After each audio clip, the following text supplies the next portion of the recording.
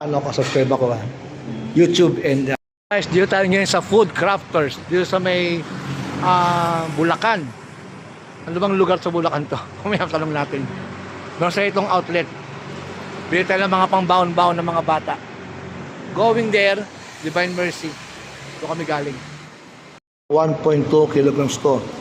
Hotdog with cheese. Diba? 17 pieces. Parang ganun. O, 17 nga.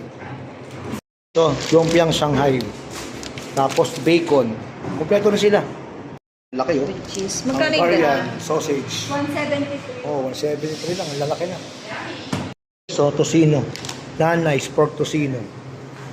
Ayan ang kanyang brand. Food Crafters. Kuha tayong dalawa.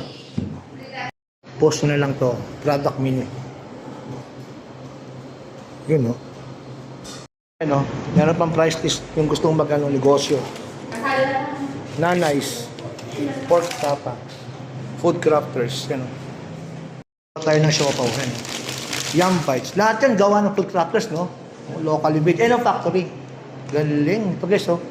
Gusto lang kasi yung mga factory. Nasa Malinta, nasa Valenzuela, ito Bulacan. Marilao. Yan. Yung mga pangbaon, tsaka pang may spaghetti. Food Crafters. Okay, so meron siya may na pang malaki Gusto ko pork. Gusto ko yung mga haram. Hindi, joke. Yan.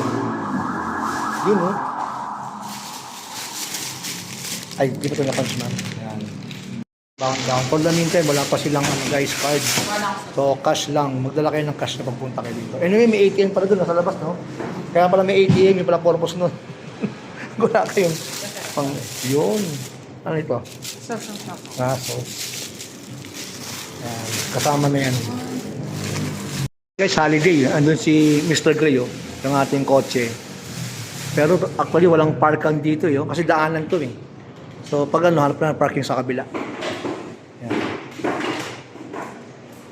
Yun! So, we're here sa Food Crafters, Marilao, Bulacan. Along lang siya ng daan, dagpas ng Divine Mercy pag galing ka ng Caloocan, tapos papuntang SM Marilao. Mumura guys, punta na kayo dito. Katabi na siya ng pabrika. Alright.